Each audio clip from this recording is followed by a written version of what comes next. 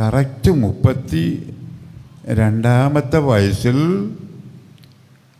എൻ്റെ മാതാവ് ഈ ലോകം വിട്ട് കർത്താവിൻ്റെ സന്നിധിയിലേക്ക് ചേർക്കപ്പെട്ടു. 33-ാമത്തെ വയസ്സിൽ പിതാവ് കർത്താവിൻ്റെ ശുശ്രൂഷയ്ക്കായി വേർതിരിക്കപ്പെട്ടു. 1956 33 വർഷം പിതാവ് കർത്താവിൻ്റെ ഈ മഹത്വപൂർണമായ ശുശ്രൂഷ ചെയ്തിട്ട് കേരളത്തിൻ്റെ പല ഭാഗങ്ങളിലും പല സെൻറ്ററുകളിലും കർത്താവിൻ്റെ ശുശ്രൂഷ ചെയ്തിട്ട് തൻ്റെ വേല തികച്ച് സിയോനിലേക്ക് ചേർക്കപ്പെട്ടു. ഞങ്ങൾ മക്കൾ 3 പേരുമായി പിതാവ് കർത്താവിൻ്റെ ശുശ്രൂഷയ്ക്ക് വന്നു 1956.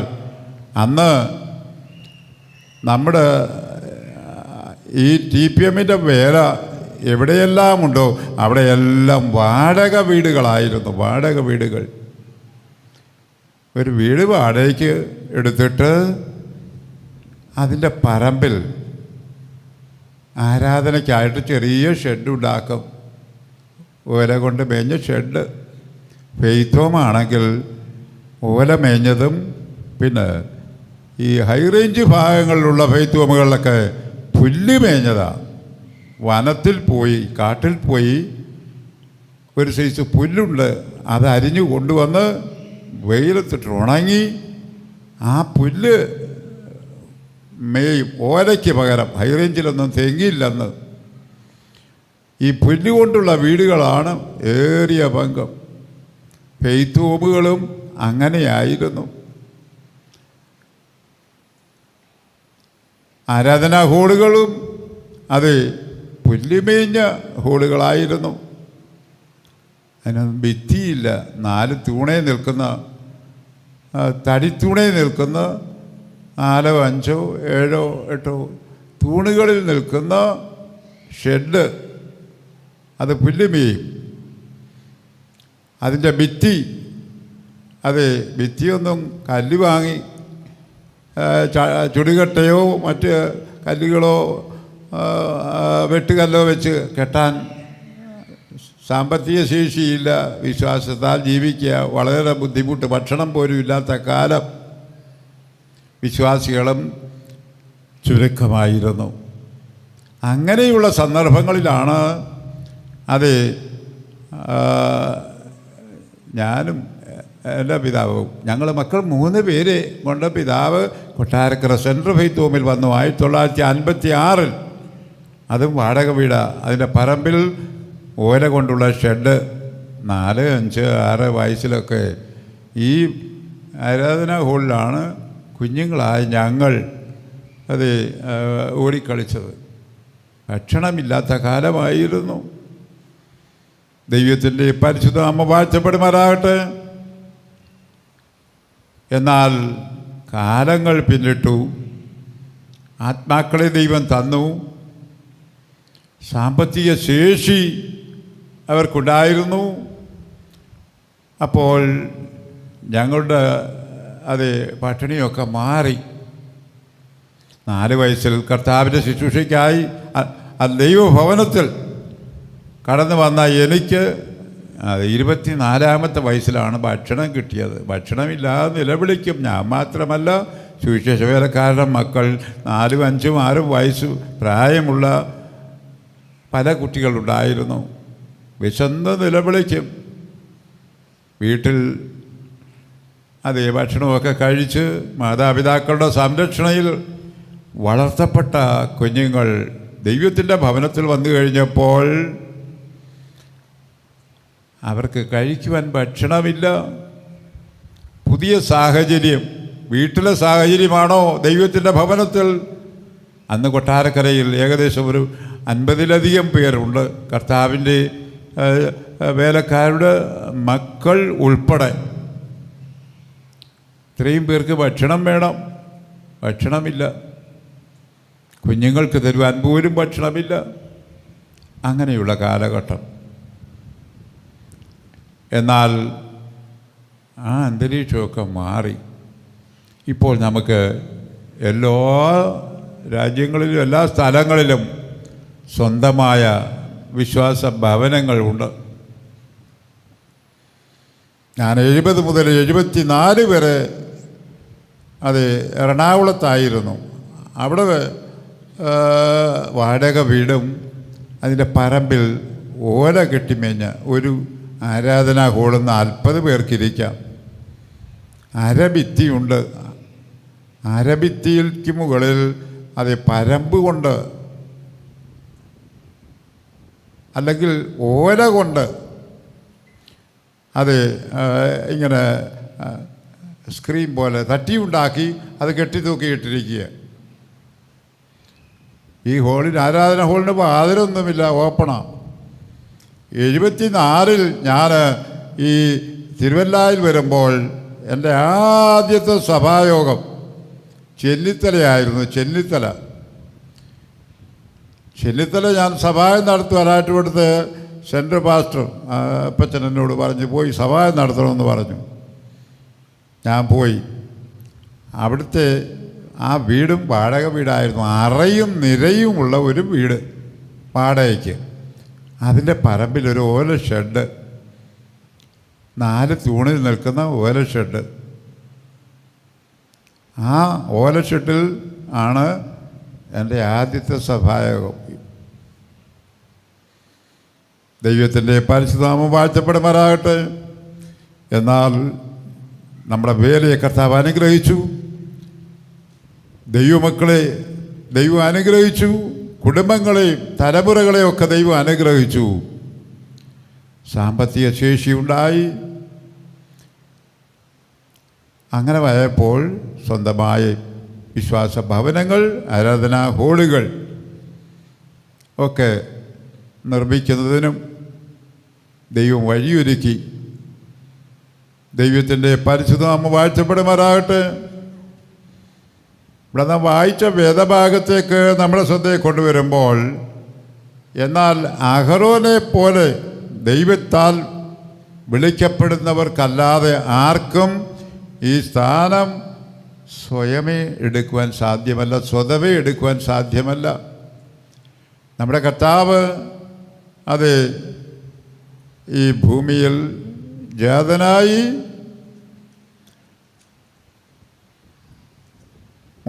30-ാമത്തെ വയസ്സിൽ യോഹന്നാൻ സ്നാപകനാൽ അവൻ സ്നാനമേറ്റു. പരിശുദ്ധാത്മാവ് പ്രാവ് പോലെ അവനിൽ ഇറങ്ങി വന്ന് ആവസിച്ചു. പിന്നീടുള്ള 3.5 വർഷക്കാലം കർത്താവിൻ്റെ ശുശ്രൂഷാ പീരീഡായിരുന്നു.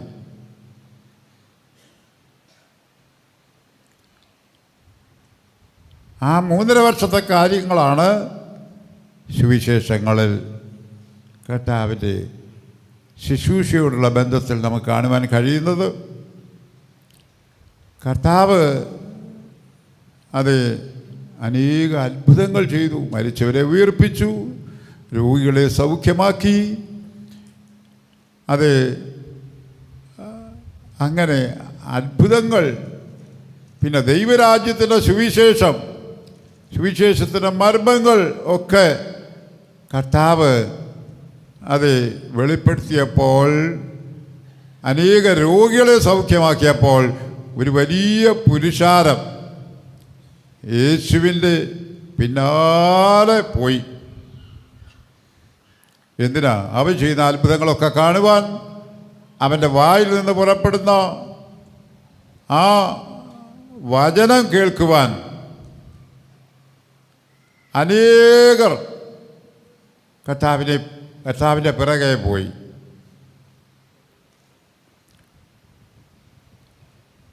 അങ്ങനെ കർത്താവിൻ്റെ പിറകെ പോയപ്പോൾ വലിയ ജനക്കൂട്ടം, അതിൻ്റെ എണ്ണം പറഞ്ഞിട്ടില്ല, 5 അപ്പം കൊണ്ട് 5000 പേരെ പോഷിപ്പിച്ചു എന്ന് അവിടെ ഒരു കണക്ക് പറയുന്നുണ്ട്. അപ്പോൾ തുല്യ കാലത്ത് രക്ഷിക്കപ്പെട്ടവർ 3000 പേരെന്ന് അത് കണക്ക് പറയുന്നുണ്ട്. എന്നാൽ ഇവിടെ ലൂക്കോസിൻ്റെ സുവിശേഷം 9-ാം അധ്യായത്തിൻ്റെ 57-ാമത് വാക്യത്തിലേക്ക് നമ്മുടെ ശ്രദ്ധയെ കൊണ്ടുവരുമ്പോൾ, യേശുവും ശിഷ്യന്മാരും വഴി പോകുമ്പോൾ വലിയ പുരുഷാരമുണ്ടെന്ന് അവിടെ എഴുതിയിട്ടുണ്ട്. വലിയ പുരുഷാരവുമായി യേശു ഇങ്ങനെ മുമ്പേ പോവുക. അതിന് പിറകെ ഈ ജനം അവൻ്റെ അതേ പ്രസംഗം കേൾക്കുവാനും സുവിശേഷം കേൾക്കുവാനും രോഗസൗഖ്യം പ്രാപിക്കുവാനുമായിട്ട് വലിയ പുരുഷാരം എന്നാണ് എഴുതിയിരിക്കുന്നത്. അങ്ങനെ വലിയ പുരുഷാരവുമായി യേശു പോകുമ്പോൾ അതെ ഒരുത്തൻ യേശുവിൻ്റെ അടുത്ത് എന്നിട്ട് യേശുവിനോട് ചോദിച്ചു, യേശുവേ, നീ എവിടെ പോയാലും ഞാൻ നിന്നെ അനുഗമിക്കാം എന്ന് പറഞ്ഞു. ഒരുത്തൻ അവനോട്, അത് വായിച്ചാട്ട്. അവർ വഴി പോകുമ്പോൾ ഒരുത്തൻ അവനോട്, നീ എവിടെ പോയാലും ഞാൻ നിന്നെ അനുഗമിക്കാം എന്ന് പറഞ്ഞു. ഒരുത്തൻ, ഈ അനേകായിരം ജനം തൻ്റെ കൂടെ ചെല്ലുമ്പോൾ അതിൽ ഒരുത്തൻ മുൻപോട്ട് വന്നിട്ട് യേശുവിനോട് പറഞ്ഞു. ഒരുത്തൻ അവനോടെന്നാണ് എഴുതിയിരിക്കുന്നത്. യേശു വിളിച്ചൊന്നുമല്ല, ജനക്കൂട്ടത്തിൽപ്പെട്ട ഒരുത്തൻ യേശുവിനോട് അങ്ങോട്ട് എന്ന് പറയുക, യേശുവിനോട് ചെന്ന് പറയുക, യേശുവേ, നീ എവിടെ പോയാലും ഞാൻ നിന്നെ അനുഗമിക്കാം എന്ന്. അപ്പോൾ യേശു അവനോട് പറഞ്ഞ മറുപടി എന്താകുന്നുവെന്ന് അവിടെ എഴുതിയിട്ടുണ്ട്. യേശു അവനോട് അയച്ചാട്ട്. യേശു അവനോട്, കുറുനരികൾക്ക് കുഴിയും ആകാശത്തിലെ പറവ ജാതിക്ക് കൂടുമുണ്ട്, മനുഷ്യപുത്രനോ തല ചായ്പാൻ സ്ഥലം ഇല്ല എന്ന് പറഞ്ഞു. ഈ പുള്ളിക്ക് നമുക്കൊരു പേര് കൊടുക്കാം നമ്മുടെ ഭാഷയിൽ. ദ്രുതഗതിക്കാരൻ നമ്മുടെ കൂട്ടത്തിലുണ്ട്, ദ്രുതഗതിയുള്ളവർ. കാര്യം യേശു വിളിച്ചില്ല, സുവിശേഷ വേലയെക്കുറിച്ച് ഒന്നും യേശു പറഞ്ഞില്ല. ഒരുത്തൻ അങ്ങോട്ട് എന്ന് പറയുക, അങ്ങനെ എഴുതിയിരിക്കുന്നു. ഒരുത്തൻ അവനോട്, യേശുവേ, നീ എവിടെ പോയാലും അതെ ഞാൻ നിന്നെ അനുഗമിക്കാം, ഞാൻ നിൻ്റെ കൂടെ നിൽക്കാമെന്നാണ് പറഞ്ഞത്. നിന്നോട് കൂടെ നിൽക്കാമെന്ന് യേശുവിനോട് അങ്ങോട്ട് എന്ന് പറയുക. ഉടനെ കർത്താവെന്ന് പറഞ്ഞു, കുറുനരികൾക്ക് കുഴികളും ആകാശത്തിലെ പറവകൾക്ക് കൂടുമുണ്ട്, മനുഷ്യപുത്രനോ തല ചായ്പാൻ ഇടമില്ല. പിന്നെ ആ പുള്ളിയെക്കുറിച്ച് ഒന്നും അവിടെ എഴുതിയിട്ടില്ല. അവൻ ഏതിലേ പോയെന്നറിയത്തില്ല. ദ്രുതഗതിക്കാരനാണ്, പെട്ടെന്ന് തീരുമാനമെടുത്തു. നമ്മുടെ ഇടയിലും ദ്രുതഗതിക്കാരുണ്ട്. അപ്പോൾ നമ്മുടെ ഭാഷയിൽ ആ ആളിനെ ദ്രുതഗതിക്കാരൻ എന്ന് വിളിക്കാം. രണ്ടാമത് അത് എഴുതിയിരിക്കുന്നു, യേശുവോ വേറൊരുത്തനോട്, അത് യേശു അങ്ങോട്ട് പറയുക, യേശുവോ വേറൊരുത്തനോട് നീ എന്നെ അനുഗമിക്ക എന്ന് പറഞ്ഞാറേ. വായിച്ചാട്ട്. വേറൊരുത്തനോട് എന്നെ അനുഗമിക്ക എന്ന് പറഞ്ഞാറേ അവൻ, ഞാൻ മുമ്പേ പോയി എൻ്റെ അപ്പനെ കുഴിച്ചിടുവാൻ അനുവാദം തരണം എന്ന് പറഞ്ഞു. അതെ, ഈ രണ്ടാമത്തെ ആള് യേശു വിളിച്ചതാ. യേശു പറഞ്ഞു, നീ എന്നെ അനുഗമിക്കുക, എൻ്റെ കൂടെ വരാൻ പറഞ്ഞു. ഉടനെ അവൻ പറഞ്ഞ മറുപടി എന്താണെന്നറിയാമോ? അതെ, യേശുവേ, അതെ, ദൈവം വിളിച്ചപ്പോൾ, യേശു കർത്താവ് വിളിച്ചപ്പോൾ അവൻ പറഞ്ഞു, യേശു അവനോട്, അതെ വായിച്ചാട്ടെ, യേശു അവനോട്, മരിച്ചവർ, അവൻ അവനോട്, മരിച്ചവർ തങ്ങളുടെ മരിച്ചവരെ കുഴിച്ചിടട്ടെ, നീയോ പോയി ദൈവരാജ്യം അറിയിക്ക എന്ന് പറഞ്ഞു. യേശു വിളിച്ചപ്പോൾ അതെ അവൻ പറഞ്ഞു, മുമ്പേ എൻ്റെ അപ്പനെ കുഴിച്ചിടാൻ, അപ്പൻ മരിച്ചുപോയി, അപ്പനെ കുഴിച്ചിടാനായിട്ട് അതെ ഞാൻ പോയിട്ട് പിന്നെ വരാമെന്ന് പറഞ്ഞു. ഉടനെ യേശു കർത്താവ് പറഞ്ഞു, മരിച്ചവർ തങ്ങളുടെ മരിച്ചവരെ കുഴിച്ചിടട്ടെ, നീ പോയി ദൈവരാജ്യം പ്രസംഗിക്കാൻ പറഞ്ഞു, ദൈവരാജ്യത്തെക്കുറിച്ച് സുവിശേഷം പറയാൻ പറഞ്ഞു, സുവിശേഷം അറിയിക്കാൻ പറഞ്ഞു. അവന് നമ്മുടെ ഭാഷയിൽ നമുക്ക് ഒരു പേര് കൊടുക്കാം, മന്ദഗതിക്കാരൻ. തണുപ്പൻ. അതുകൊണ്ടാണ് അവൻ പറഞ്ഞത്, എൻ്റെ അപ്പനെ കുഴിച്ചിട്ടിട്ട് വന്നിട്ട് ഞാൻ പിന്നെ നിന്നെ അനുഗമിക്കാമെന്ന്. ഉടനെ കർത്താവ് പറഞ്ഞു, മരിച്ചവർ തങ്ങളുടെ മരിച്ചവരെ കുഴിച്ചിട്ട് നീ പോയി എൻ്റെ ശുശ്രൂഷ ചെയ്യാൻ പറഞ്ഞു. കർത്താവ് പറഞ്ഞ മറുപടി അതാ. മൂന്നാമതായിട്ട് അവിടെ എഴുതിയിരിക്കുന്നത്, മറ്റൊരുത്തൻ യേശുവിനോട് കർത്താവേ ഞാൻ നിന്നെ അനുഗമിക്കാം. അങ്ങോട്ട് ചെന്ന് പറയാം, യേശുവിനോട് അങ്ങോട്ട് ചെന്ന് പറയാം, കർത്താവേ ഞാൻ നിന്നെ അനുഗമിക്കാം. വായിച്ചോട്ടാ ഭാഗം. മറ്റൊരുത്തൻ കർത്താവേ ഞാൻ നിന്നെ അനുഗമിക്കാം, ആദ്യം എൻ്റെ വീട്ടിലുള്ളവരോട് യാത്ര പറവാൻ അനുവാദം തരണം എന്ന് പറഞ്ഞു.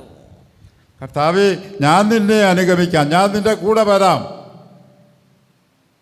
നീ പോകുന്നിടത്തൊക്കെ ഞാനും വരാം, അതെ ഞാൻ നിന്നെ അനുഗമിക്കാം എന്ന് അതെ മറ്റൊരുത്തൻ യേശുവിനോട് എന്ന് അങ്ങോട്ട് പറഞ്ഞു. അപ്പോൾ ആദ്യം പറഞ്ഞിരിക്കുന്നത് അതെ ഒരുത്തൻ, രണ്ടാമത് പറഞ്ഞിരിക്കുന്നത് അത് യേശു വേറൊരുത്തനോടെന്നാണ്. മൂന്നാമതായിട്ട് അത് നമുക്ക് കാണുവാൻ കഴിയുന്നത് അത് മറ്റൊരുവൻ യേശുവിനോട്, അതും വേറെ ഇങ്ങോട്ട് വന്ന് പറയുക, യേശു വിളിച്ചതല്ല, മറ്റൊരുത്തൻ യേശുവിനോട് കർത്താവേ ഞാൻ നിന്നെ അനുഗമിക്കാം, ആദ്യം എൻ്റെ വീട്ടിലുള്ളവരോട് യാത്ര പറവാൻ അനുവാദം തരണം. ഞാൻ പോയി എൻ്റെ അപ്പനോടും അമ്മയോടും സഹോദരങ്ങളോടും സഹോദരിമാരോടും വേണ്ടപ്പെട്ടവരോടുമൊക്കെ ഒന്ന് അതിനൊരു പെർമിഷൻ, ഞാനിങ്ങനെ പോവുകയാണെന്ന്, അതെ ഞാൻ പോയി പറഞ്ഞിട്ട് നിൻ്റെ കൂടെ വരാമെന്ന്. ഉടനെ യേശു എന്ത് പറഞ്ഞു? യേശു അവനോട് മറുപടി വായിച്ചോട്ടെ. യേശു അവനോട്, കലപ്പയ്ക്ക് കൈവച്ച ശേഷം പുറകോട്ട് നോക്കുന്നവൻ ആരും ദൈവരാജ്യത്തിന് കൊള്ളാകുന്നവൻ അല്ല എന്ന് പറഞ്ഞു. യേശു മറുപടി കൊടുത്തു, കലപ്പയ്ക്ക് കൈവച്ച ശേഷം പിന്നോക്കം തിരിയുന്നവൻ ദൈവരാജ്യത്തിന് കൊള്ളാകുന്നവനല്ല എന്ന് കർത്താവ് മറുപടി പറഞ്ഞു. അവന് നമ്മുടെ ഭാഷയിൽ ഒരു പേര് കൊടുക്കാം, അലക്ഷ്യ മനോഭാവമുള്ളവൻ. കർത്താവ് വിളിച്ചു. അപ്പോൾ കർത്താവിൻ്റെ പിന്നാലെ ചെന്നാൽ മതിയായിരുന്നു. അവൻ പറഞ്ഞു, ഞാനെൻ്റെ വീട്ടിൽ ചെന്ന് അവരുള്ള അനുവാദം ചോദിക്കട്ടെ, പപ്പായോട് ചോദിക്കണം, അമ്മയോട് ചോദിക്കണം, പിന്നെ സഹോദരങ്ങളോട് ചോദിക്കണം, ചോദിച്ചിട്ട് വന്ന്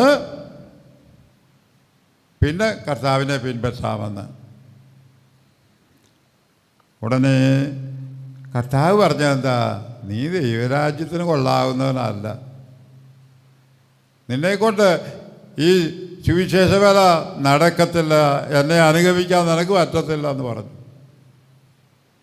ദൈവത്തിൻ്റെ പരിശുദ്ധ നാമം വാഴ്ത്തപ്പെടുമ്പോഴായിട്ട് നാം പ്രാരംഭത്തിൽ വായിച്ചല്ലോ, അഹറോനെ പോലെ ദൈവത്താൽ വിളിക്കപ്പെട്ടവർക്കല്ലാതെ ആർക്കും ഈ സ്ഥാനം സ്വതവേ എടുക്കാൻ സാധ്യമല്ല. ഇനി ലൂക്കോസ് 14:26 നമ്മുടെ ശ്രദ്ധയെ കൊണ്ടുവരാം.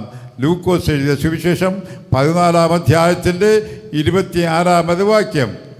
അവിടെയും വലിയ പുരുഷാരം യേശുവിനെ പിൻപറ്റിയെന്നാണ് എഴുതിയിരിക്കുന്നത്. വലിയ പുരുഷാരം, എണ്ണം കൊടുത്തിട്ടില്ല. വലിയ പുരുഷാരം യേശുവിൻ്റെ പിറകെ ഇങ്ങനെ പോകുമ്പോൾ യേശു മുൻപിൽ നിൽക്കുക. യേശുവിൻ്റെ മുമ്പിൽ ആരും പോകുന്നില്ല, യേശുവാണ് ഏറ്റവും മുമ്പിൽ നിൽക്കുന്നത്. അങ്ങനെ നടന്ന് വഴി പോകുമ്പോൾ യേശു തിരിഞ്ഞു നിന്നപ്പോൾ അവരുടെ എല്ലാ മുഖം യേശുവിന് കാണാം. തിരിഞ്ഞു നിന്നിട്ട് യേശു പറഞ്ഞ ഒരു വാക്ക് അതാ കേൾക്കേണ്ടത്.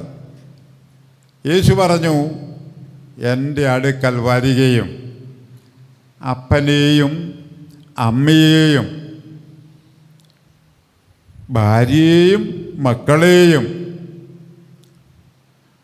സഹോദരനെയും സഹോദരിയെയും അത് അവനുള്ള സകലവും പിന്നെ ഇവയെല്ലാം വെറുക്കാത്ത ഒരുവന് എൻ്റെ ശിഷ്യനായിരിക്കാൻ കഴിയുകയില്ല എന്ന്. വായിച്ചാട്ട ഭാഗം ലൂക്കോസിൻ്റെ സുവിശേഷം 14-ാം അധ്യായത്തിൻ്റെ 26-ാമത് വാക്യം.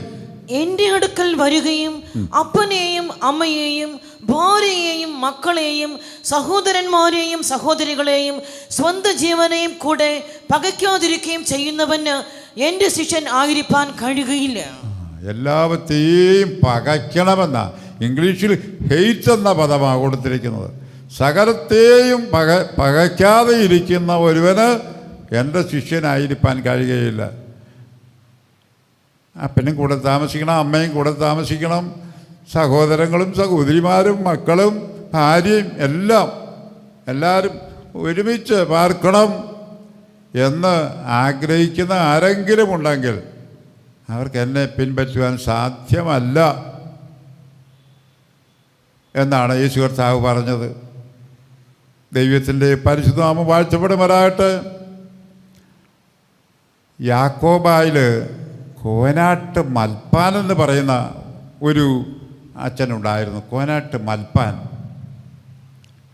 മാക് ഡൊണാൾഡ് എഴുതിയ അത് യഥാർത്ഥ ശിഷ്യത്വം എന്ന ഇംഗ്ലീഷ് പുസ്തകം അത് മലയാളത്തിലേക്ക് പരിഭാഷപ്പെടുത്തിയത് ഈ കോനാട്ട് മൽപ്പാൻ അച്ഛനാണ്.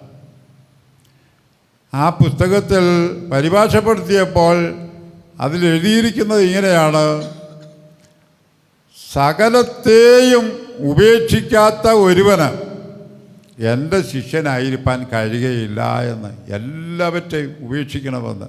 കോനാട്ട് മൽപ്പാൻ യഥാർത്ഥ ശിഷ്യത്വം ആ പുസ്തകം വാങ്ങിക്കാൻ കിട്ടും. നിങ്ങൾ വായിച്ച് നോക്കുക. അതെ, സകലത്തെയും ഉപേക്ഷിക്കാത്ത ഒരുവന്. അതാ കർത്താവ് പറഞ്ഞത്. അപ്പനെയും അമ്മയെയും ഭാര്യയെയും മക്കളെയും സഹോദരനെയും സഹോദരിയെയും പിന്നെ സ്വന്തം ജീവനെയും കൂടെ പണയം വയ്ക്കണം. സ്വന്തം ജീവനെയും കൂടെ ഉപേക്ഷിക്കണം എന്ന് വെച്ചാൽ അതിൻ്റെ അർത്ഥം എന്താ? കർത്താവിൻ്റെ നാമനിമിത്തം നമ്മുടെ ജീവൻ കളയേണ്ടി വന്നാലും അത് ദൈവത്തിൻ്റെ ഹിതമാണെന്ന് മനസ്സിലാക്കിക്കൊള്ളണം. സ്വന്തം ജീവനെയും കൂടെ പകയ്ക്കാതിരിക്കുകയും ചെയ്യുന്നവന് എൻ്റെ ശിഷ്യനായിരിക്കാൻ കഴിയുകയില്ല. നമ്മുടെ പുരോഹിതന്മാർ, അച്ഛന്മാർ അത് ചൊല്ലുന്ന ഒരു ചൊല്ലുത്തുണ്ട്. ലോകം താത സഹോദര ജാതിയതും തറവാടും ആകെ ഉപേക്ഷിച്ചേശുവിനായി മരണം സ്നേഹിച്ച സഹൃദയന്മാരെ സദാകാലം പിൻപറ്റുവത് നന്നേറ്റം. നിങ്ങളിൽ ചിലരെങ്കിലും അത് യാക്കോബയിലോ മർത്തോമയിലോ CSIയിലോ ഒക്കെ ആയിരിക്കുന്ന കാലത്ത് ഈ ശ്ലോകം കേട്ടിരിക്കാൻ സാധ്യതയുണ്ട്. ലോകം താത സഹോദര ലൂക്കോസ് 14:26 ശ്ലോകമായിട്ട് എഴുതിയിരിക്കുക. ലോകം താത സഹോദര ജാതിയതും തറവാടും ആകെ ഉപേക്ഷിച്ചേശുവിനായി മരണം സ്നേഹിച്ച സഹൃദയന്മാരെ സദാകാലം പിൻപറ്റുവത് നന്നേറ്റം. ഇങ്ങനെ പിൻപറ്റാൻ ആരെ കൊണ്ട് കഴിയും? ലോകത്തെ വിടണം. അതെ, മാതാവിനെയും പിതാവിനെയും സഹോദരങ്ങളെയും ഭാര്യയും മക്കളെയും നിലങ്ങളെയും പുരയിടങ്ങളെയും സകലത്തെയും ഉപേക്ഷിക്കാത്ത ഒരുവന് കർത്താവിൻ്റെ ശിഷ്യനായിരിക്കാൻ കഴിയുകയില്ല എന്ന് അത് കോനാട്ട് മൽപ്പാൻ പരിഭാഷപ്പെടുത്തിയപ്പോൾ അങ്ങനെ പോകാൻ ആർക്ക് കഴിയും? സകലത്തെ ഉപേക്ഷിച്ച് പോകാൻ ആർക്ക് കഴിയും? എന്നിട്ട് കർത്താവ് പറഞ്ഞു, സ്വന്തം ജീവനെയും കൂടെ പകയ്ക്കണമെന്ന് പറഞ്ഞു.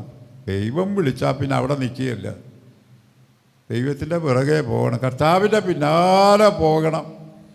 ഞാൻ 75-ൽ ഈ തിരുവല്ലായിലുള്ളപ്പോൾ ഇതിൻ്റെ ഒരു ലോക്കൽ സഭയിൽ നിന്ന് രാജു എന്ന പേരുള്ള ഒരു ചെറുപ്പക്കാരൻ, വീടിൻ്റെ മുഴുഭാരവും അവൻ്റെ മണ്ടയിലാണ്. കൽക്കട്ടയിൽ ഒരു ടയർ കമ്പനി ജോലിയാണ്, കഠിനമായ ജോലിയാണ്. കിട്ടുന്ന കാശ് വീട്ടിലയച്ചു കൊടുക്കും, വീട്ടുകാർ ചിലവ് കഴിയണം, പിന്നെ അതിനിളയ കുട്ടികളുണ്ട്, അവർ സ്കൂളിൽ അയച്ച് പഠിപ്പിക്കണം. സാമ്പത്തികമില്ലാത്ത ഒരു വീടെന്ന് പറഞ്ഞാൽ അത് വീടെന്ന് പറയാൻ പറയുകയില്ല, ഒരു ഓല ഷെഡ്. ഞാൻ ആ വീട്ടിൽ പോയതാണ്, ആ രാജുവിൻ്റെ യാത്രയപ്പ് യോഗത്തിന് സംബന്ധിക്കാൻ ഞാൻ പോയതാണ്. ചെന്നപ്പോൾ ഓല കെട്ടിമേഞ്ഞ ഒരു ഷെഡ്. ആ ഷെഡിന് ഭിത്തിയൊന്നുമില്ല കേട്ടോ, പരമ്പ് കൊണ്ട് തട്ടിയുണ്ടാക്കി കെട്ടിത്തൂക്കിയിട്ടിരിക്കുക. യാത്രയപ്പ് യോഗം അവിടെ വെച്ചാണ് നടത്തേണ്ടത്. പന്തലിടാനും അതിനുള്ള സ്ഥലവുമില്ല, തീരെ കുറഞ്ഞ സെൻറ്റ്, 4-5 സെൻറ്റേ ഉള്ളൂ. അതിനകത്ത് ഈ ഓല ഷെഡ്. ഈ ഓല ഷെഡിനകത്ത് ആ സൈഡ് മറച്ചിരുന്ന ആ പരമ്പ് തട്ടികളൊക്കെ എടുത്ത് അഴിച്ചു മാറ്റിയിട്ട് അകത്തും പുറത്തുമായിട്ട് ഇരിക്കുവാനുള്ള കാര്യങ്ങൾ ക്രമപ്പെടുത്തി. യാത്രയപ്പ് യോഗം, ഇതുപോലുള്ള യാത്രയപ്പ് യോഗം ആ വീട്ടിൽ നടത്തി. വീടിൻ്റെ ഇടന്തൂടാണ് അവിടുത്തെ ഈ മൂത്ത മകൻ. അവൻ അധ്വാനിക്കുന്ന പൈസ വീട്ടിൽ അയച്ചു കൊടുത്താണ് വീടുകാർ ചിലവ് അത് നടത്തുന്നത്. സ്വന്തമായ പാർപ്പിട സൗകര്യവും വേണ്ട വിധത്തിലില്ല. ആ സന്ദർഭത്തിൽ അത് ആ യോഗത്തിൽ സംബന്ധിപ്പാൻ എനിക്കും കർത്താവ് അവസരം നൽകി. ആ രാജുവുമായി ഈ തിരുവല്ല സെൻട്രൽ ഫെയ്ത്തുവും പഴയ ഫെയ്ത്തുവും ഇതിന് മുകളിലുള്ള പഴയ ഫെയ്ത്തുവും പഴയ ആരാധനാ ഹോള് അത് അവിടെയാണ് ആ ഫെയ്ത്തുവും. പിന്നീടാണ് ഈ സ്ഥലവും ഈ ഹോളുമൊക്കെ ഉണ്ടായത്. അങ്ങനെ രാജുവിനെ ഇവിടെ കൊണ്ടുവന്ന് ഫെയ്ത്തോവിലാക്കി. ഞങ്ങളോടൊത്ത് രാജു അതെ കർത്താവിൻ്റെ ശുശ്രൂഷകനക്കാരനായി തീർന്നു.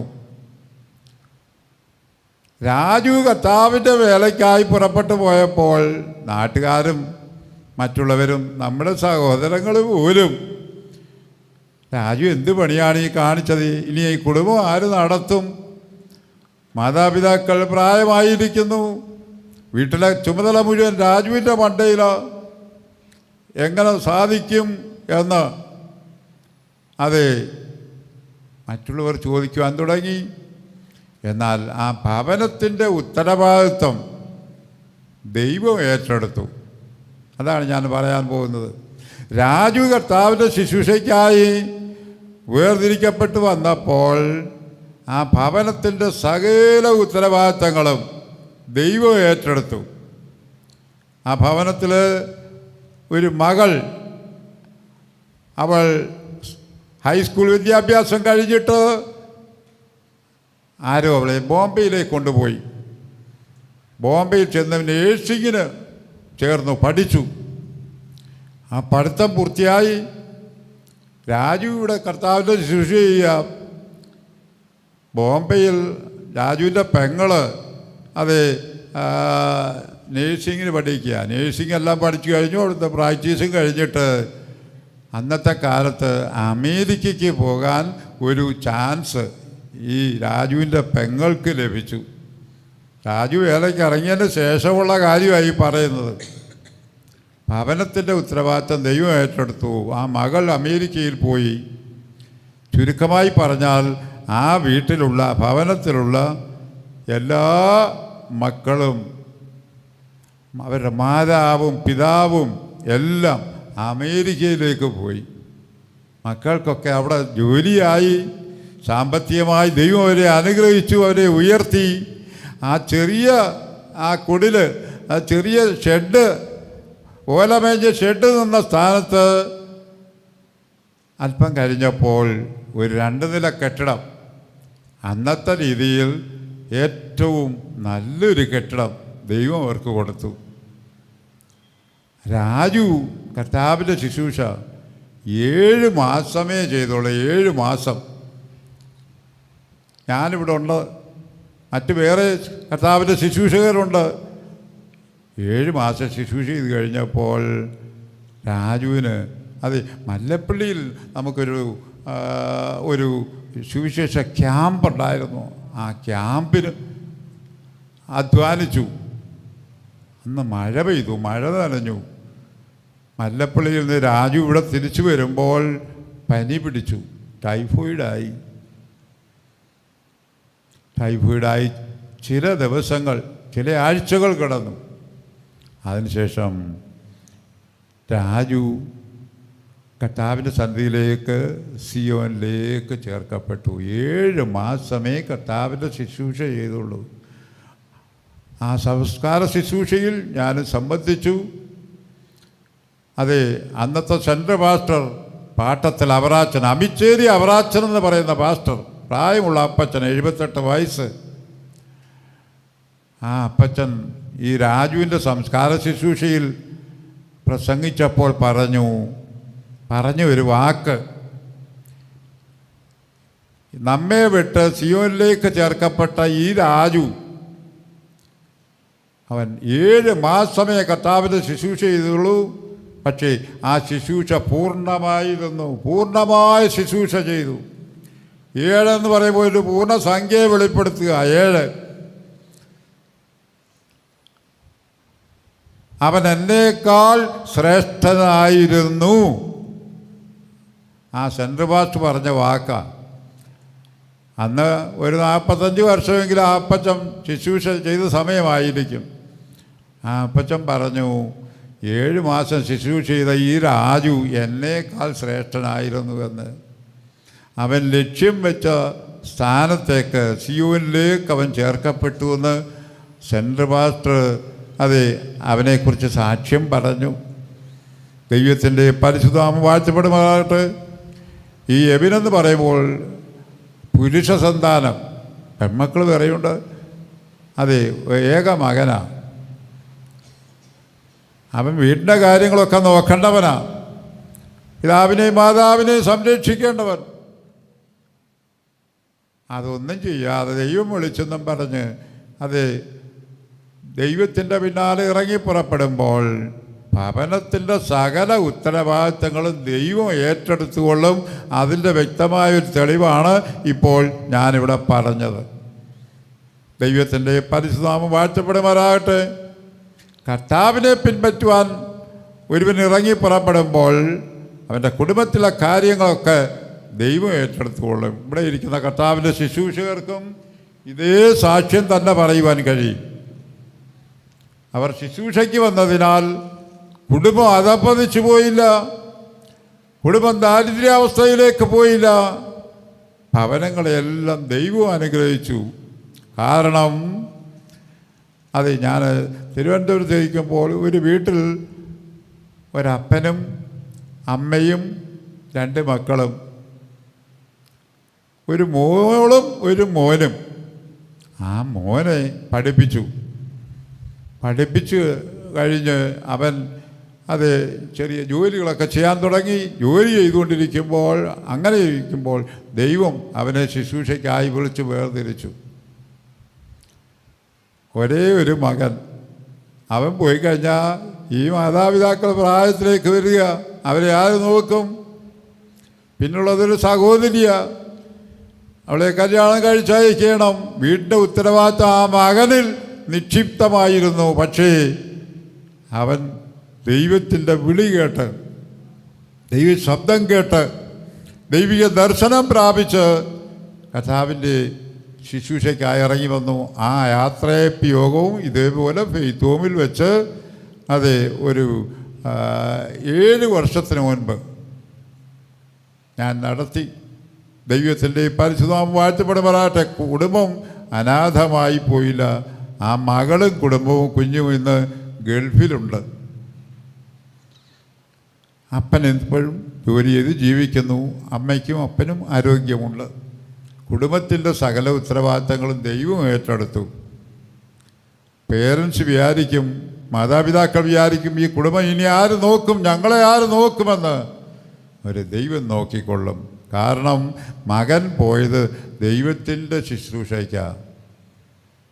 ദൈവത്തിൻ്റെ ശുശ്രൂഷ ചെയ്യുവാൻ കടന്നുപോയപ്പോൾ കുടുംബത്തിൻ്റെ സകല ഉത്തരവാദിത്തങ്ങളും ദൈവം ഏറ്റെടുത്തുകൊള്ളും. ദൈവത്തിൻ്റെ പരിശുദ്ധനാമം വാഴ്ത്തപ്പെടുമാറാകട്ടെ. ദൈവത്താൽ വിളിക്കപ്പെട്ടവർക്കല്ലാതെ ആർക്കും ഈ സ്ഥാനം സ്വതവേ എടുക്കുവാൻ കഴിയില്ല. എല്ലായെങ്കിലും 1 വർഷം കഴിഞ്ഞു പോയാൽ മതിയെന്ന് പറഞ്ഞപ്പോൾ എബിൻ വിചാരിച്ചാൽ മതിയായിരുന്നു, ഞാനിനി സുവിശേഷ വേലയ്ക്ക് പോകുന്നില്ല, ഒരു വിശ്വാസിയായിട്ട് ജീവിച്ചു കൊള്ളാം എന്ന് വിചാരിച്ചാൽ മതിയായിരുന്നു. 1 വർഷം ക്ഷമയോടെ കാത്തിരുന്നു. 1 വർഷം കഴിഞ്ഞപ്പോൾ വീണ്ടും ശുശ്രൂഷയ്ക്കായി, അത് മാതാപിതാക്കളുടെ അനുവാദത്തോട് ശുശ്രൂഷയ്ക്കായി എഴുതി കൊടുത്തു. ദൈവം അത് വിശുദ്ധന്മാരാൽ കൈവച്ച് ഈ ശുശ്രൂഷയ്ക്കായി വേർതിരിച്ചു. ദൈവത്തിൻ്റെ പരിശുദ്ധനാമം വാഴ്ത്തപ്പെടുമാറാകട്ടെ.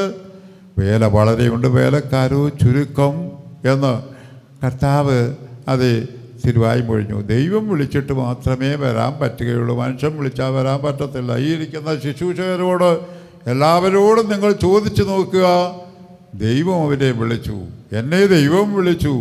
എൻ്റെ പിതാവ് ഒരു പാസ്റ്ററായിട്ട് ഈ TPM-ൽ അത് തൻ്റെ വേല തികച്ച് സിയോനിലേക്ക് ചേർക്കപ്പെട്ടു. അന്ന് ഞാൻ പള്ളിപ്പാട് സഭാ ശുശ്രൂഷകരായിരിക്കുന്ന സമയമാണ്. സുവിശേഷ വേലയ്ക്ക് എനിക്ക് വിളിയുണ്ടായപ്പോൾ എൻ്റെ വിദ്യാഭ്യാസ കാലം കഴിഞ്ഞിട്ട് സുവിശേഷ വേലയ്ക്കായിട്ട് ദൈവം എന്നെ വിളിച്ചു. ഞാൻ സുവിശേഷ വേലയ്ക്ക് വരണമെന്ന് വിചാരിച്ചതേ അല്ല. അപ്പനെ ദൈവം വിളിച്ചെങ്കിൽ അപ്പം വേല ചെയ്തോട്ടെ, എനിക്കൊരു വിശ്വാസിയായി ജീവിച്ചാൽ മതി എന്നായിരുന്നു എൻ്റെ ഹൃദയത്തിലെ ആഗ്രഹം. എന്നാൽ ദൈവം എന്നോട് ഇടപെട്ടു, ദൈവം എന്നെ വിളിച്ചു. നീയോ സകലത്തിലും നിർമ്മതനായിരിക്കുക, സുവിശേഷകൻ്റെ പ്രവൃത്തി ചെയ്യുക എന്നുള്ള വചനം ദൈവം എനിക്ക് നൽകി. എന്നോട് സംസാരിച്ചു കഴിഞ്ഞപ്പോൾ ശുശ്രൂഷയ്ക്കായി അത് ഞാൻ സ്വയം എന്നെ തന്നെ പ്രതിഷ്ഠിച്ചു. കർത്താവേ, എൻ്റെ പിതാവിനെ പോലെ ഞാനും കർത്താവിൻ്റെ ശുശ്രൂഷ ചെയ്തു കൊള്ളാം എന്ന് എന്നെ തന്നെ സമർപ്പിച്ചു. അല്ല, ഞാനിത് ആഗ്രഹിച്ചതല്ല.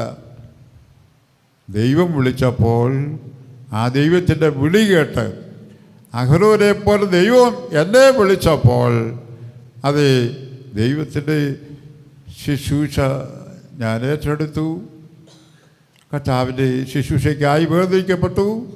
കഴിഞ്ഞ 50 വർഷമായി കർത്താവിൻ്റെ ഈ മഹത്വപൂർണ്ണമായ ശുശ്രൂഷ ചെയ്യുവാൻ കർത്താവ് എനിക്ക് ഭാഗ്യം നൽകി. ദൈവത്തിൻ്റെ പരിശുദ്ധനാമം വാഴ്ത്തപ്പെടുമാറാകട്ടെ. ഇവിടെ ഇരിക്കുന്ന കർത്താവിൻ്റെ ശുശ്രൂഷകർക്കെല്ലാം ഈ സാക്ഷ്യം പറയുവാൻ കഴിയും. ചിലർക്ക് ഏറിയ നാളുകൾ ലഭിച്ചു, ചിലർക്ക് കുറച്ച് നാളുകൾ ലഭിക്കുന്നുള്ളൂ. ദൈവത്തിൻ്റെ പരിശുദ്ധനാമം വാഴ്ത്തപ്പെടുമാറാകട്ടെ. ഈ അമ്മച്ചി അത് 20ാമത്തെ വയസ്സിൽ കർത്താവിൻ്റെ ശുശ്രൂഷയ്ക്ക് വന്നു. ഏറിയ വർഷങ്ങളായി, ഇപ്പോൾ വയസ്സ് 84. അതെ, കർത്താവിൻ്റെ ശുശ്രൂഷ ചെയ്തുകൊണ്ടിരിക്കുക. അതുപോലെ ഞങ്ങൾക്ക് എല്ലാവർക്കും പറയുവാനുണ്ട്, ഇവിടെ ഇരിക്കുന്ന എല്ലാവർക്കും പറയാനുണ്ട്. 30 വർഷമായവർ, 35 വർഷമായവർ, 10 വർഷമായവർ, 2 വർഷമായവർ ഒക്കെ അതെ കർത്താവിൻ്റെ ശുശ്രൂഷകരിലുണ്ട്. ദൈവത്തിൻ്റെ പരിശുദ്ധനാമം വാഴ്ത്തപ്പെടുമാറാകട്ടെ. അത് അനേക വിശുദ്ധന്മാർ സിയോനിലേക്ക് ചേർക്കപ്പെട്ടു. അതെ, ആ സിയോനിലേക്ക് ചേർക്കപ്പെടുവാനായി അതെ കർത്താവിൻ്റെ ശുശ്രൂഷയിലായിരിക്കുന്ന ശുശ്രൂഷകരാണ് ഇവിടെ ഇരിക്കുന്ന ഈ പ്രിയപ്പെട്ടവർ. ദൈവത്തിൻ്റെ പരിശുദ്ധനാമം വാഴ്ത്തപ്പെടുമാറാകട്ടെ. കാലം അതിൻ്റെ അന്ത്യത്തിലേക്ക് എത്തിക്കൊണ്ടിരിക്കുകയാണ്. ഇനിയും അതെ കർത്താവിൻ്റെ വരവ് ഏറ്റവും സമീപമായിരിക്കുന്നു. ഇതാ ഞാൻ വേഗം വരുന്നു എന്നുള്ള ആ ശബ്ദം നമ്മുടെ കാതുകളിൽ മുഴങ്ങിക്കൊണ്ടേയിരിക്കുകയാണ്. ലോക സംഭവങ്ങളെല്ലാം കർത്താവിൻ്റെ വരവിനെ വിളിച്ചറിയിച്ചുകൊണ്ടിരിക്കുകയാണ്. ഇപ്പോൾ എബിനെ നാം ഇവിടെ അത് മദ്രാസിലേക്ക് ട്രെയിനിങ് സെൻ്ററിലേക്ക് അയക്കുന്നു. ആ ട്രെയിനിങ് 2 വർഷം അത് ട്രെയിനിങ് ഉണ്ട്. ആ ട്രെയിനിങ് പീരീഡ് അത് ഭംഗിയായി പ്രമാണപ്രകാരം കംപ്ലീറ്റ് ചെയ്ത് ഒരു നല്ല ശുശ്രൂഷകനായി അത് കർത്താവിൻ്റെ ശുശ്രൂഷ ചെയ്ത് ഈ ശുശ്രൂഷയിൽ അവസാനിച്ച് സിയോനിലേക്ക് ചേർക്കപ്പെടണം. ദൈവത്തിൻ്റെ പരിശുദ്ധം വാഴ്ത്തപ്പെടുമാറാകട്ടെ. പഴയ കാലത്തെ പോലെയുള്ള പട്ടിണിയില്ല. അത് വേണ്ട വിധത്തിലുള്ള വസ്ത്രം പോലും ഇല്ലാതെ എല്ലാ സുവിശേഷ വേലക്കാരുടെ കയ്യിലും അത് സൂചി നൂലും ഉണ്ടായിരുന്നു. സൂചി നൂലും എന്തിനാണെന്നറിയാമോ? അവർ ധരിച്ചിരിക്കുന്ന വസ്ത്രം കീറുമ്പോൾ എവിടെങ്കിലും അത് കീറൽ വെച്ചാൽ അത് തയ്ക്കുവാൻ വേണ്ടി ആ ഷർട്ട് പിന്നെ പുറത്തു കൊടുത്ത് തയ്പ്പിക്കുകയല്ല, വേറെ ഉടുപ്പില്ല, ഇത് തയ്ക്കും. അവരുടെ കയ്യിൽ സൂചി നൂലും ഉണ്ട്, എൻ്റെ കയ്യിലും ഉണ്ടായിരുന്നു. മനസ്സിലായി? ഇപ്പം അങ്ങനല്ല. നമുക്ക് ആവശ്യത്തിന് വസ്ത്രം, ഭക്ഷണത്തിന് ഒരു കുറവുമില്ല. അതെ, ഞാൻ ഈ തിരുവല്ല സെൻട്രൽ ശുശ്രൂഷയ്ക്കായി വന്നാണ് നല്ല ഭക്ഷണം വയറ് നിറച്ച് കഴിച്ചത്. അതുവരെ കിട്ടിയില്ല. എന്നാൽ ഇപ്പോൾ ഭക്ഷണത്തിന് ഒരു കുറവുമില്ല. ഫ്രൈഡ് റൈസ് വേണോ, പിന്നെ ചിക്കൻ ബിരിയാണി വേണോ, മട്ടൻ ബിരിയാണി വേണോ, പിന്നെ ഭക്ഷണം ബ്രേക്ക്ഫാസ്റ്റ് ഉണ്ട്, പിന്നെ ഉച്ചഭക്ഷണമുണ്ട്, രാത്രി ഭക്ഷണമുണ്ട്. ഞാൻ ഫെയ്ത്തോമ വന്ന കാലത്ത് ഭക്ഷണം ഇല്ലാത്ത കാലമായിരുന്നു. ഏറിയ വർഷങ്ങളിൽ ഈ ശുശ്രൂഷ ചെയ്ത അനേകർ അതെ എത്രയോ പട്ടിണി കിടന്നു. വേണ്ട വിധത്തിലുള്ള വസ്ത്രമില്ല, താമസ സൗകര്യമില്ല. ഇന്ന് നമ്മുടെ ഫെയ്ത്തോമുകളെല്ലാം ഹൈടെക് വീടുകളാണ്. എല്ലാവരും അറിയാൻ പറയുക, ഹൈടെക് വീടുകളാണ് എന്ന് വെച്ചാൽ മനസ്സിലായോ? എല്ലാ അറ്റാച്ച്ഡ് ബാത്റൂം, നല്ല മുറികൾ, നല്ല സൗകര്യം, ഇൻ്റർലോക്ക് ഇട്ട നല്ല മിറ്റം, പിന്നെ വാഹനവും. ഈ ഇവൻ ശുശ്രൂഷ അത് ട്രെയിനിങ് പീരീഡ് കഴിഞ്ഞ് വരുമ്പോൾ അവന് ശുശ്രൂഷ ചെയ്യാനായിട്ട് സഭകൾ വരെ കാത്തു കിടക്കുക. ഇതിൻ്റെ ലോക്കലിൽ 6 വേല സ്ഥലങ്ങളിൽ സുവിശേഷ വേലക്കാർ സഹോദരന്മാരില്ലെന്ന്. ഒരു ശുശ്രൂഷകൻ 2ഉം 3ഉം സഭായവും പോയി നടത്തുക. 6 സ്ഥലത്ത് വേല സ്ഥലത്ത് ആളില്ല. ഈ 6 സ്ഥലത്തും വാഹനം 4 വീലറുണ്ട്, 4 വീലർ, പിന്നെ 2 വീലറും ഉണ്ട്. ആളില്ലാത്തടത്തും വാഹനം വരുന്നവരെ കാത്ത് കിടക്കുക. അങ്ങനെ ദൈവം നമ്മുടെ വേലയെ അനുഗ്രഹിച്ചു. സാമ്പത്തികമായി ദൈവം നമ്മെ ഉയർത്തി, ആത്മാക്കളെ ദൈവം തന്നു. അവരുടെ നന്മകൾ ഞങ്ങൾ അനുഭവിക്കുന്നു. ദൈവത്തിൻ്റെ പരിശുദ്ധനാമം വാഴ്ത്തപ്പെടുമാറാകട്ടെ. ഒരു കൂട്ടം ജനത്തെ കർത്താവിൻ്റെ മുൻപിൽ തേജസ്സോടെ നിർത്തേണ്ടതിന് വേണ്ടിയാണ് കർത്താവ് തൻ്റെ ശുശ്രൂഷകരെ ആക്കിയിരിക്കുന്നത്. ഏത് മനുഷ്യനെയും ക്രിസ്തുവിൽ തികഞ്ഞവനായി നിർത്തേണ്ടതിന് ഏത് മനുഷ്യനോടും ഞങ്ങൾ ഉപദേശിക്കുന്നു, സുവിശേഷം പറയുന്നു. എന്തിനു വേണ്ടി? സഭയുടെ പൂർണ്ണതയ്ക്ക് വേണ്ടി. ഈ ഇരിക്കുന്ന ദൈവമക്കളെ പൂർണ്ണതയിലെത്തിക്കുവാൻ കർത്താവിൻ്റെ ശുശ്രൂഷകർ ആവശ്യമാണ്. അഗസ്വരസ് രാജാവിൻ്റെ മുൻപിൽ അത് ഒരു രാജ്ഞിയെ ഒരുക്കി കൊണ്ട് നിർത്തുവാനായിട്ട് അന്നത്തെ കാലത്ത് അത് 7 ഷണ്ണന്മാരുണ്ടായിരുന്നു. രാജസന്നിധിയിൽ 7 ഷണ്ണന്മാർ. അവർ വേണം ഈ രാജ്ഞിയെ ഒരുക്കി രാജാവിൻ്റെ മുൻപിൽ കൊണ്ടുവരുവാൻ. എസ്തേറിൻ്റെ പുസ്തകം നിങ്ങൾ വായിച്ചു നോക്കുക. ആയതുപോലെ പുതിയ നിയമസഭയെ ഒരുക്കുവാൻ, പൂർണ്ണപ്പെടുത്തുവാൻ, അത് അവരെ വിശ്വാസത്തിൽ പൂർണ്ണതയുള്ളവരാക്കി തീർക്കുവാൻ, വിശുദ്ധിയിൽ പൂർണ്ണതയുള്ളവരാക്കി തീർക്കുവാൻ, അത് ദൈവസ്നേഹത്തിൽ പൂർണ്ണതയുള്ളവരാക്കി തീർക്കുവാൻ, ഇങ്ങനെ ആത്മീയമായ സകല വിഷയങ്ങളിലും പൂർണ്ണപ്പെടുത്തി കർത്താവിൻ്റെ മുൻപിൽ കൊണ്ട് നിർത്തണം. അതിനുവേണ്ടിയാണ് കർത്താവ് തൻ്റെ ശുശ്രൂഷകന്മാരെ വേർതിരിച്ചിരിക്കുന്നത്. ദൈവത്തിൻ്റെ പരിശുദ്ധനാമം വാഴ്ത്തപ്പെടുമാറാകട്ടെ.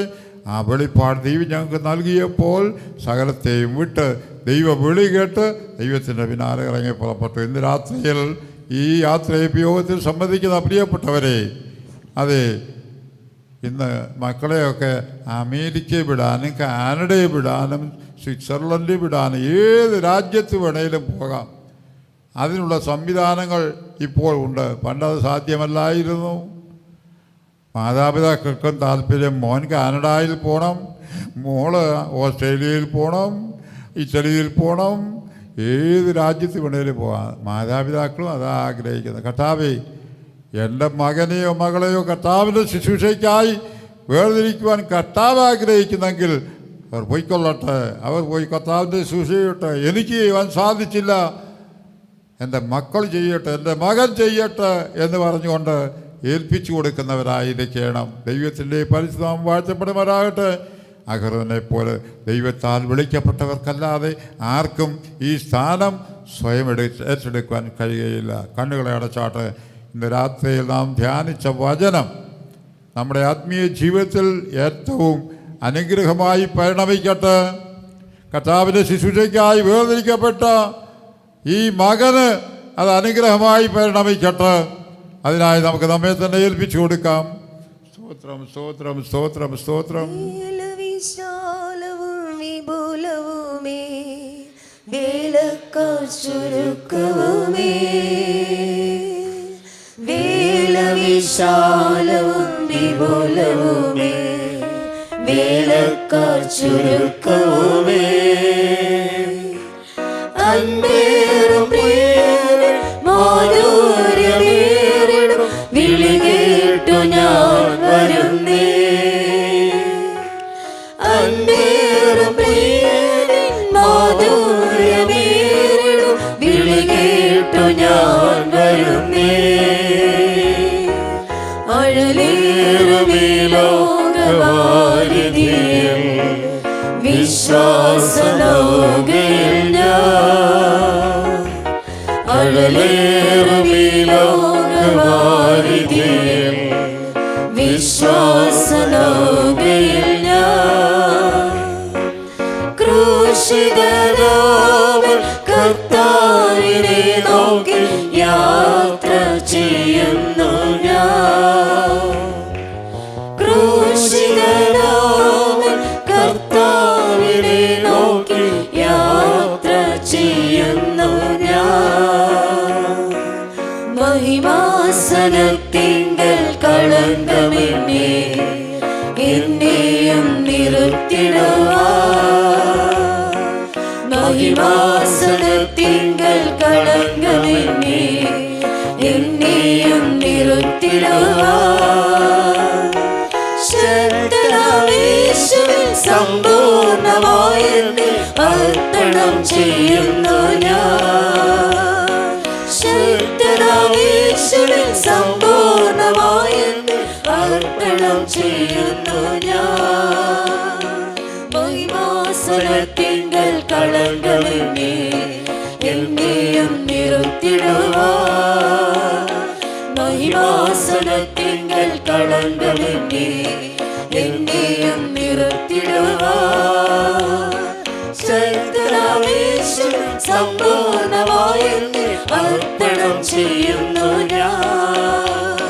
ശക്തനാമേശുവിൽ സമ്പൂർണമായി അർപ്പണം ചെയ്യുന്നു ഞാൻ. ശക്തനാമേശുവിൽ സമ്പൂർണമായി അർപ്പണം ചെയ്യുന്നു ഞാൻ. ശക്തനാമേശുവിൽ സമ്പൂർണമായി അർപ്പണം ചെയ്യുന്നു ഞാൻ. ശക്തനാമേശുവിൽ സമ്പൂർണമായി അർപ്പണം ചെയ്യുന്നു ഞാൻ. ശക്തനാമേശുവിൽ സമ്പൂർണമായി അർപ്പണം ചെയ്യുന്നു ഞാൻ. ശക്തനാമേശുവിൽ സമ്പൂർണമായി അർപ്പണം ചെയ്യുന്നു.